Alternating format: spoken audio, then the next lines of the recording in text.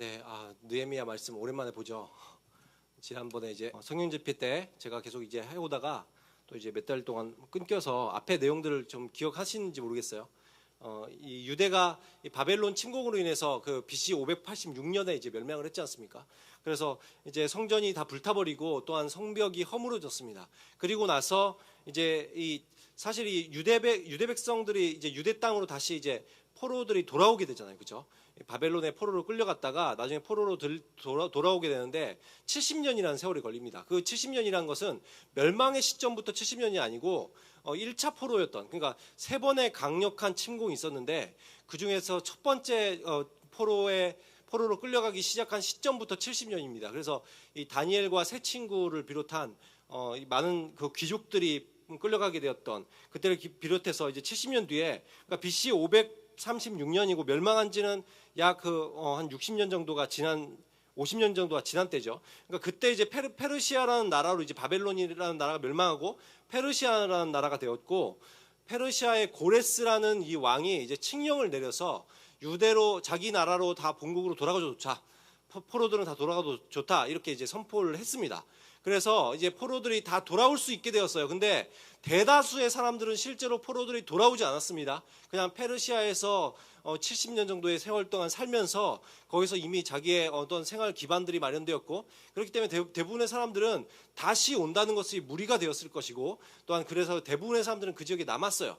그리고 몇몇의 굉장히 그래도 이 신앙이 투철하고 또 유대 땅을 다시 밟고 싶어하는 사람들이 이제 다시 돌아오게 되는데 그 수는 그렇게 많은 수는 아니었습니다. 아무튼 그래서 이제 유대 백성들이 다시 돌아와서 이 기대를 하면서 돌아갔겠죠. 다시 유대 땅으로 돌아갈 수 있어. 내 부모님들이 살던 땅으로 돌아갈 수 있어. 그리고 아주 노인들은 아주 어렸을 때 보았던 그 유대 땅, 그 땅을 생각하면서 다시 내가 그 땅에 살 수 있어. 꿈과 희망을 가지고 돌아왔습니다. 근데 그 땅은 이미 완전히 폐허가 된 땅이었어요. 모든 성읍들이 다 불타 있었고, 그래서 많은 사람들이, 거의 대부분의 사람들이 살지 않는 땅이 되었고, 그리고 아무것도 없는 정말 폐허더미에 지나지 않았습니다. 그래서 예루살렘의 성조차도 완전히 다 무너진 상태에 있었고, 다시 모든 도시를 재건해야 되고, 또한 집도 새로 만들어야 되고, 밭도 새로 개간해야 되는 그야말로 황무지와 같은 땅이었습니다. 그래서 그곳에서 다시 백성들이 삶의 터전을 일구면서 힘겨운 삶을 시작했습니다. 근데 그럼에도 불구하고 이 90년이라는 세월이 흐르는 동안 이 느헤미야 때죠. 이제 BC 445년이 되었습니다. 그때까지도 성벽 재건은 아예 손조차도 될 수 없는 거예요. 성벽이 무너진 상태로 그대로 있는데 그 성벽을 다시 세워야 되겠다는 꿈조차 꿀 수 없을 정도로 그들은 삶이 피폐했고 가난했습니다. 그래서 능력도 없었고 아무것도 없었어요. 그런 상태였다는 것이죠. 그래서 이런 소문을 느헤미야가 이 페르시아에서 소식을 듣게 됩니다. 그 느헤미야는 그곳에서 고위 관직자였고, 또 그곳에서 이제 자기 동생이 왔을 때 동생에게 예루살렘의 소식을 들어보니까 성벽이 아직도 허물어진 상태로 그대로 있다는 얘기를 들은 것이죠. 그래서 그것에 대해서 이제 마음을 또 품고 기도하는 중에 이게 하나님의 뜻이 있음을 느끼고 이제 왕에게 말해서 이제 본국으로 돌려보내 주십시오라고 얘기를 했다는 것이죠. 그래서 느헤미야가 다시 이제 유대 총독으로 부임을 받아서, 절대로 좋은 직책이 아닙니다. 유대라는 지역은 이미 거의 멸망한 나라고 정말 조그만 나라로 전락한 곳이고, 느헤미야는 페르시아라는 강대국의 아주 고위 관직이었어요. 완전히 안 좋은 곳으로 가는 거예요. 생명의 위협이 있는 곳으로 가는 것입니다. 그러나 하나님의 뜻인 줄 알고 유대 총독으로 이제 발령을 받아서 유대 땅으로 가서 성벽 재건을 시작합니다. 근데 성벽 재건이 순탄하게 시작되었던 것이 아니에요. 사실상 거의 불가능한 작업에 가까웠고, 그럴 뿐만 아니라 이 산발랏이나 이 인근에 있던 그 대적자들, 이미 그곳에서 오랫동안 기반을 다져오면서 그 유대 지역과 사마리아 지역에 영향력을 행사하고 있던 사람들이 있었습니다. 근데 그 중에서 이제 산발락이라는 사람이 있었고, 그 사람이 이제 4장 1절에 보면 성을 건축한다 함을 듣고 크게 분노하였다. 우리가 옛날에 봤던 말씀입니다. 4장 1절에 보면 그런 얘기를 하죠. 성을 다시 건축한다는 말을 듣고 이제 분노가 끓어오르는 거예요. 이제 와서 그쪽에 있다가 왜 이제 와서 우리들의 그 정치적인 기반을 만들고 있는 이곳에서 이렇게 돌아왔냐 이거죠. 그래서 굉장히 분노하면서 야유와 위협과 또한 방해 공작이 얼마나 기세등등했는지 모릅니다. 그래서 이러한 그 굉장한 위협 속에서도 그런데 그들이 이렇게까지 얘기를 했었죠. 그래서 세워지지 못할 것이다. 심지어 너희들이 설령 성을 쌓는다 할지라도 그 성은 여우가 올라가도 무너져 내릴 정도로 약할 거야 라고 비웃으면서 얼마나 깔봤던지 몰라요. 근데 그렇게 얘기했던 성벽이 오늘은 15절을 말씀해 보면 불과 52일 만에 완공이 되었다라고 말하고 있어요. 이거는 지금 유대가 멸망한 이후로 140년이 흐르는 동안 성벽을 재건할 꿈도 못 꿨던 곳입니다. 그런데 이곳에 이런 140년 동안도 하지 못한 이 일을 불과 52일 만에 끝냈다는 것이죠. 여러분 얼마나 놀라운 일입니까? 근데 이것이 이런 놀라운 역사가 어떻게 가능했습니까? 물론 이 공동체의 모든 사람들이 유대에 도착했던 모든 사람들이 힘을 모아서 다 자기 집 앞에 있는 그곳에서 돌을 갖고 와서 다 쌓기 시작했고, 그래서 이렇게 각자 맡겨진 일들에 성실했기 때문에 놀라운 역사도 일어난 것이기도 하지만 이 역사의 배후에 이런 성벽을 재건하는 역사의 배후에 누가 있으신 거예요? 하나님이 역사하신 것이죠. 하나님께서 주관하시고 이루어 주시게 하신 것입니다. 그렇기 때문에 16절에 보면 모든 대적과 주위에 있는 이방 족속들이 이를 듣고 다 두려워하여 낙심했다라는 말이 나와 있는 것이죠. 여러분 그들이 이 이방 민족들이 절대로 이 공사는 이루어질 수 없어 라고 생각을 했는데 심지어 그것을 방해하기 위해서 자기들이 노력했음에도 불구하고 성벽이 52일 만에 완성이 됐다는 것이죠. 그래서 이것 때문에 주변 사람들이 다 두려움에 떨었습니다. 낙담하게 되었어요. 그들도 그 이후에 보면 뭐라고 말하고 있어요? 그들도 우리 하나님께서 이 역사를 이루신 것을 알기 때문입니다. 여러분 이 놀라운 역사가 인간의 힘으로는 도저히 될 수 없다는 것을 이들도 알고 있었어요. 그런데 이런 놀라운 일들이 일어났습니다. 그래서 그들이 무엇이라고 깨달은 거예요? 저거는 하나님이 역사하지 않고서는 저런 일들이 일어날 수 없어 라는 것을 바로 이방인들, 이 불신자들의 눈에도 하나님의 역사로 보였다는 것이죠. 그런데 여러분 이렇게 성벽을 이제 완공하고 나서 그것이 이제 끝난 것이 아닙니다. 계속해서 보면 이 정치적인 이 정적들이 계속 있었어요. 대적들이 있었습니다. 그래서 이 느헤미야가 그동안 이 성벽을 재건하면서 또한 예루살렘 지역으로 내려오면서 얼마나 많은 대적자들이 있었고 얼마나 많은 위협들이 있었습니까? 여러 번 죽을 고비를 넘겼습니다. 근데 그 외부에만 적이 있었던 것이 아니라 유대 민족 안에도 보니까 느헤미야의 정적들이 있는 거예요. 그동안 느헤미야가 오기 전에 그동안 여기서 정치적 기반을 다지고 있던 사람들이 있었거든요.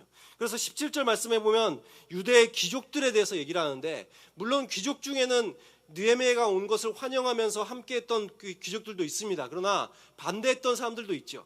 그 귀족들이 이 암몬 사람 도비아와 계속해서 편지를 주고받으면서 느헤미야의 일거수일투족을 다 도비아에게 보고하고 또 계속해서 이 느헤미야를 감시하고 있었다는 것입니다. 왜 이렇게 이 도비아에게 편지를 주고받으면서 이 느헤미야에 대해서 행동들을 다 보고하고 그랬을까요? 이 18절에 나와 있죠. 18절에 보니까 이 도비아라는 사람이 암몬 사람인데 이 사람이 굉장히 이 지역에서 영향력이 있는 사람이었습니다. 산발랏과 더불어서. 그리고 어찌 보면 느헤미야가 오지 않았으면 이 사람이 나중에 더욱더 정치적인 그런 입지를 굳히면서 나중에 총독이 되었을지도 모르겠어요. 아무튼 이런 사람이기 때문에 이 도비아가 그동안 굉장히 암몬 사람임에도 불구하고 이 유대의 유력한 가문들과 이 정략 결혼, 이 동맹들을 맺기 시작합니다. 그리고 심지어 여기 보면 이 무슬람이라는 사람이 나오죠. 무슬람의 가정과도 이렇게 사돈지간이 되었는데, 이 무슬람이 그 3장 4절에 보면, 느헤미야 3장 4절에 보면 성벽 재건에 동참했던 한 사람으로 나옵니다. 그러니까 느헤미야를 도와서 함께 성벽을 재건했던 그 귀족들 중에서도 누가 있는 거예요? 이 도비아랑 친한 사람들이 있는 거예요. 이 도비아는 이 느헤미야에겐 정치적인 그 적에 해당되거든요. 근데 그런 사람들이 이렇게 얼마나 이 도비아가 그 유대에 동맹한 사람들 많고 또한 그런 엄청난 영향력을 유대에 행사해왔는지 굉장히 이런 아는 귀족들이 많았다는 것이죠. 그래서 이 귀족들이 이 도비아의 정치적인 입지를 더욱더 확고하게 해주기 위해서 유대 귀족들이 노력을 하는 거예요. 그래서 보시면 이제 그 귀족들이 이제 19절에도 보면 어떻게 해요? 느헤미야에게 이 도비아의 선행을 말했다 그러는데, 도비아가 이 이 선한 사람이 아니에요. 악한 사람입니다. 근데 지금 이 도비아가 선행을 뭔가를 해서 지금 선행을 말하는 게 아니고 뭐예요? 이 사람에 대해서 미화시켜서 귀족들이 얘기해 주는 거예요. 아, 도비아 정말 좋은 사람이라고. 아, 우리 유대를 위해서 이런 좋은 일을 했다고. 막 이런 식으로 이제 느헤미야에게 이 도비아를 칭찬하면서 막 이야기들을 막 꾸며내서 하는 거죠. 과장시켜서 부풀려서 이야기를 하는 겁니다. 그러면서 또 도비아는 심지어 어떻게 합니까? 이 느헤미야에게 이 말 자기에 대해서 귀족들이 얘기하는 것들을 좋은 얘기를 해줌에도 불구하고 이게 통하지 않자 이 도비아는 이 느헤미야에게 이 협박하고 위협하면서 두렵게 하려고 하였다. 두려운 마음을 갖게 하려고 지금 이렇게 계속해서 위협을 가하는 것이죠. 협박 편지를 보내면서. 여러분 이렇게 이 정치적인 이런 공작들을 당하다 보면 여러분 어떤 생각들을 하게 될까요? 어떤 고민들이 있을까요? 이런 고민들을 하지 않겠습니까? 이 느헤미야도 이런 생각이 들지 않겠어요? 내가 이 세상적인 방식을 따를 것인가? 아니면은 하나님의 원리 원칙대로 내가 끝까지 살아갈 것인가? 여러분 이 정치적인 동맹을 맺고 또한 사람들과 적당히 타협을 하고 또한 정치를 하는 사람들의 어떤 입맛에 맞는 그런 나라를 운영해 나가는 것, 여러분 사실상 그것이 훨씬 편하잖아요. 내가 그냥 그 사람들과 얼마나 이 사실상 느헤미야는 자기 편이 적고 오히려 이 도비아라는 사람이 훨씬 이 유대 지역에 영향력을 행사하고 있는 더 어찌 보면 정치적으로는 이 사람이 더욱더 막강한 사람인데 그 사람의 좀 어느 정도 이야기를 들어주고 또한 그 사람이 하고자 하는 것들을 도와주고 그렇게 하면서 해야 좀 적당히 자기도 더 위협을 받지 않고 또한 이 총독을 할 수 있지 않을까. 여러분 이런 생각들을 할 수 있지 않겠습니까? 아니면 이것을 완전히 끊어버리고 하나님 뜻대로만 하는 것이죠. 근데 이렇게 되면 어떻게 되죠? 하나님 뜻대로만 살아가려고 하다 보면 이 많은 사람들을 적으로 돌려야 되고 또한 위협과 협박은 계속될 것입니다. 여러분 우리가 역사 속에서도 우리들이 너무나도 그런 것들을 많이 보지 않습니까? 뭐 미국의 대통령이었던 링컨도 정적들에 의해서 결국 제거되었지 않습니까? 이 총을 맞아 죽었지 않습니까? 그리고 우리나라 이 역사에도 끊임없이 이 왕가를 둘러싸고 엄청난 암투들이 있었고 계속해서 이제 조금만 이렇게 정치를 좀 나라를 위해서 또한 백성들을 위해서 뭔가를 정치를 하려고 하면 어김없이 찾아오는 그런 어떤 암살과 또한 독살과 이런 것들에 많은 그 왕들이 생명을 잃어야 됐지 않습니까? 그러니까 이런 것이 느헤미야에게도 아마 이런 고민들이 있었을 것입니다. 이 내가 어떻게 해야 될까? 근데 지금 여러분 그러나 지금 이것이 지금 굉장히 중요한 순간이거든요. 이제 이 성벽을 이 느헤미야가 이 성벽을 갖췄다는 것은 여러분 이전까지는 어떤 거예요? 이 성벽이 없다는 것은 보호할 수 있는 어떤 장치가 없다는 것이고 나라로서 기능할 수 있는 그 보호막이 전혀 없기 때문에 나라라고 할 수가 없죠. 그러나 성벽이 재건되었다는 것은 이제 자신들을 보호할 수 있고 다시 나라로 회복될 수 있는 가능성이 있다는 거라는 말이에요. 근데 그런 순간에서 이 어떻게 해야 될까 너무나 중요하지 않습니까? 지금 하드웨어는 잘 갖춰졌어요. 하드웨어는 잘 갖춰졌는데 지금 이제 소프트웨어를 갖춰야 될 이 순간에서 여러분 그 안에 내부를 채워야 하는 이 순간에서 만약에 이런 정치꾼들 이런 어떤 악인들로 만약에 채워버린다면 이 나라는 앞으로 어떻게 될까요? 능력과 재력과 영향력이 있다고 해서 이들과 손을 잡으면 이 유대는 다시 이전과 같이 하나님께 불순종하는 나라가 될지 모릅니다. 사실 근데 그럼에도 불구하고 많은 리더들이 사실 이렇게 정치적인 어떠한 그 영향력이 있고 능력과 재력이 있는 사람들과 많이 손을 잡지 않습니까?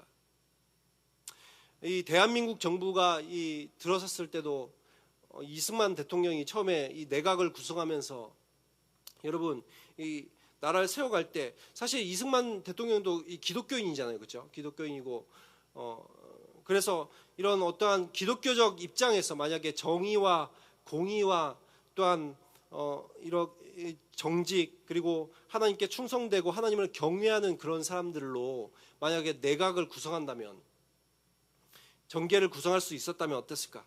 근데 여러분 너무나도 안타까운 것은 이 이승만 대통령도 보면은 어떻게 했어요? 이 능력과 돈과 이 영향력을 가졌던 당시에 이 독립운동을 했던 사람들이나 아니면 이렇게 좀 바람직한 생각들을 하고 있는 사람들은 경제 기반이 없고 영향력이 없고 또한 이 재력이 없는 사람들이었고 제대로 배우지도 못하고 그런데 이 당시에 친일파들은 달랐죠. 돈도 있고 영향력도 있고 또한 이 능력도 있는 사람들이었습니다. 그래서 이승만이 누구를 많은 사람들을 정치에 채용했어요. 친일파들을 대거 이제 정계로 들였지 않습니까? 저는 이것이 굉장히 큰 실수였다고 봅니다. 물론 우리 만약에 뭐 독립운동가나 아니면 정말 바람직해 보이는 사람들을 정계에 들였다면 그 사람들은 돈도 없고 영향력도 약하고 능력도 없을지 모르겠어요. 그런데 그 나라가 그러면서 서서히 이렇게 좋아지기가 서서히 더 늦었을지도 모르죠.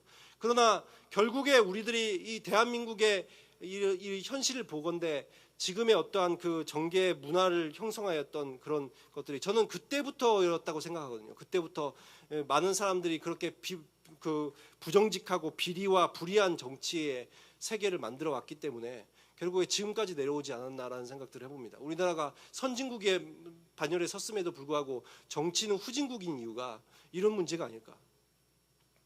여러분 아무튼 느헤미야도 이런 그 기로에 서 있는 거예요. 지금 이미 성벽을 만들고 이 나라의 어떠한 기틀을 어찌 보면 세워야 되는 이 시점에서 여기에서 지금 어떤 사람들로 채워가야 될까 이 문제거든요. 근데 그에게 계속해서 주변에서 얘기하는 사람들은 귀족들은 도비야 같은 사람을 이야기합니다. 어떤 재력이 있고 이미 유대에 영향력이 있는 정치인들을 소개해 주면서 그 사람들을 같이 할 것을 얘기하는 것이죠.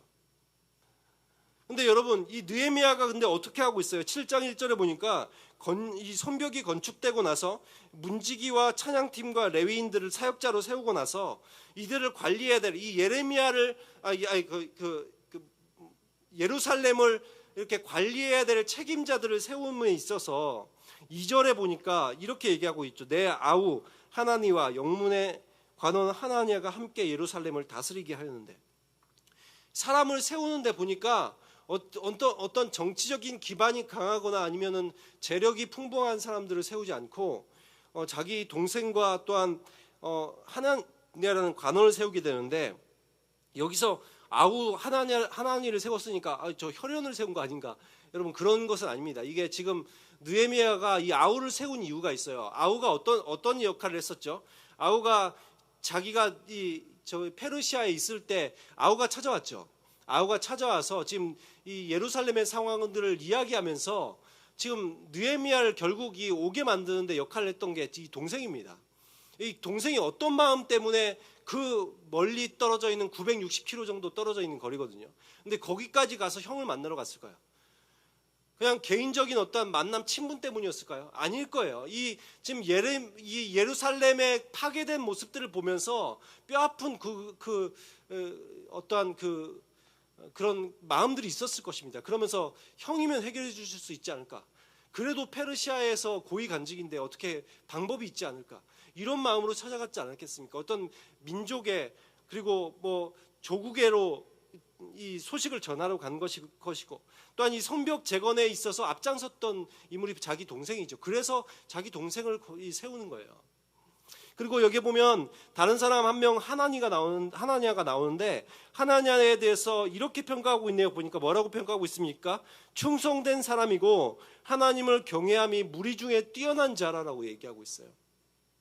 무엇이 이 느헤미야가 보는 관점이었습니까? 어떤 정치적 영향력이었습니까? 재력이었습니까? 그런 것이 아니라 이 사람이 하나님의 일에 충성된 사람인가? 이 사람이 하나님을 경외하는 사람인가를 보고 이 사람을 세웠다고 이야기하고 있어요. 하나님은 충성된 사람을 찾으시죠. 시편 78편 70절에서 72절에 보면 이런 말씀이 나와 있습니다. 다윗이 양을 지키는 중에 하나님께서 이 다윗이 양을 지키고 있는 그 중에 하나님께서 그의 충성됨을 보셨다는 거예요.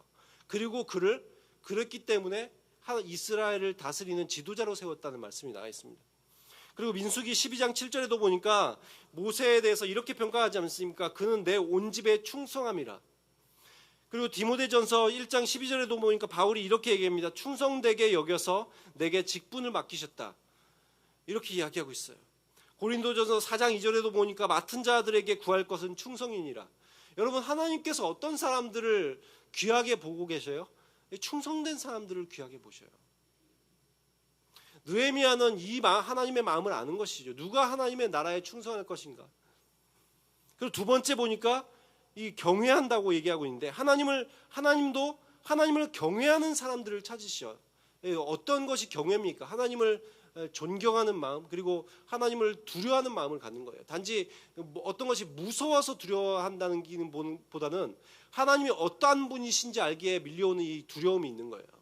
하나님이 창조주시고 모든 세계를 주관하시는 분이시라는 걸 알 때, 내 삶을 주관하시는 분이라는 걸 알 때 우리 안에 두려움이 있어요. 그걸 이야기하는 것이죠. 그런 두려움이 있는 사람. 그래서 성경에 보면 경외라는 단어만 해도 171개 구절이 나와 있습니다. 하나님께서 그만큼 경외하는 사람들을 찾으신다는 것이죠.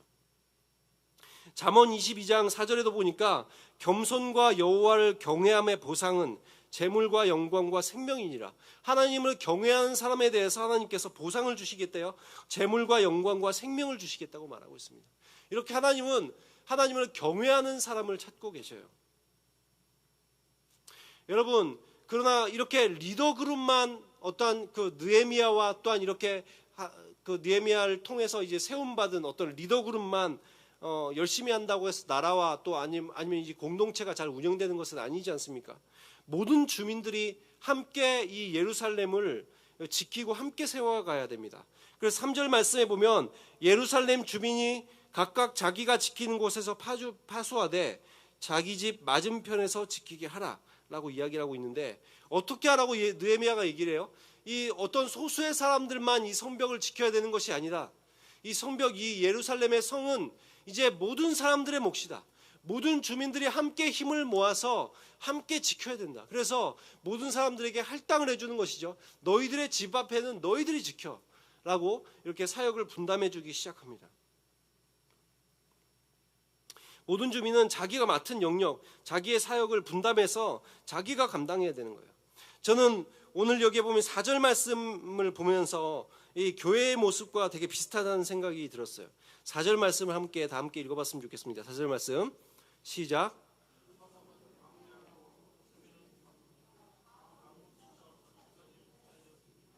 네, 이 예루살렘의 성읍은 광대하다. 여러분, 교회도 보면 이 예루살렘의 성읍이 광대함 같이 우리들이 앞으로 해나가야 될 일들이 굉장히 많이 있습니다. 이 교회가 해야 될 일들이 많이 있죠. 그런 것에 반해서 교회도 이 주민은 적다고 얘기하고 있는데 이 사역하는 사람들이 적은 거예요. 이 교회도 정말 이 하나님의 일을 해야 되는 사람들이 적습니다. 그래서 모두가 마치 지금 이 느헤미야가 사람들을 세워서 모두가 자기 집 앞에 있는 성벽을 지키게 함 같이 모든 사람들이 각자 맡겨진 사역들을 다 감당하고 함께 분담하여서 하지 않고서는 이 제대로 이 교회를 세워나갈 수가 없는 거예요. 그리고 교회도 이 마치 가옥이 건축되지 못하였다고 표현하는 것처럼 우리들도 어때요? 이 가옥처럼 이 한 명의 한 명의 성도가, 유기체인 성도가 함께 이제 세워져 가야 되지 않습니까? 마치 건축되지 못한 이 집들처럼 성도들도 지금 계속해서 공사 중이고 계속해서 지금 세워져 가야 되는 입장이에요.